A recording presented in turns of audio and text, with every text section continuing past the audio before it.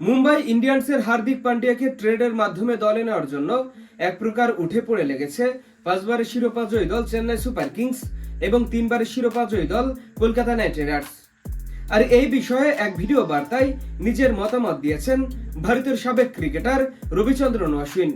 তিনি বলেছেন, আমি যদি মুম্বাই ইন্ডিয়ান্সের হয়ে সিদ্ধান্ত নিতে পারতাম তাহলে আমি অবশ্যই কলকাতা নাইট রাইডার্সের সাথে এই চুক্তি সম্পূর্ণ করতাম।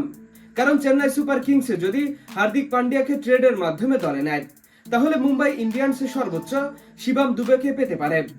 কিন্তু কলকাতা নাইট রাইডার্সের সাথে মুম্বাই ইন্ডিয়ান্স যদি হার্দিক পান্ডিয়ার ট্রেড করে তাহলে মুম্বাই ইন্ডিয়ান্স সব থেকে বেশি ফায়দা তুলে নেবে। কারণ হার্দিকের পরিবর্তে তারা চাইতে পারবে ক্যামেরন গ্রিন, আর ক্যামেরন গ্রিনকে যদি অ্যাশেজ সিরিজের কারণে পুরো আইপিএলে না পাওয়া যায়। আর এমন চিন্তা থেকে মুম্বাই ইন্ডিয়ান্স রিঙ্কু সিং এবং হর্ষিত রানাকে হার্দিক পান্ডিয়ার পরিবর্তে চাইতে পারে। এতে মুম্বাই ইন্ডিয়ান্স সব থেকে বেশি লাভবান হবে। তিনি আরো বলেছেন, কলকাতা নাইট রাইডার্স যদি শেষ পর্যন্ত হার্দিক পান্ডিয়াকে দলে নিতে সফল হয় তাহলে কলকাতা নাইট রাইডার্সের ব্যাটিং লাইন আপ অনেক বেশি বিধ্বংসী হয়ে উঠবে, তাদের দলটাও অনেক বেশি ভয়ঙ্কর হয়ে যাবে। হ্যাঁ দর্শক, আপনাদের বলছি, কলকাতা নাইট রাইডার্স হার্দিক পান্ডিয়ার পরিবর্তে কোন কোন খেলোয়াড়কে দিতে পারে মুম্বাই ইন্ডিয়ান্সকে?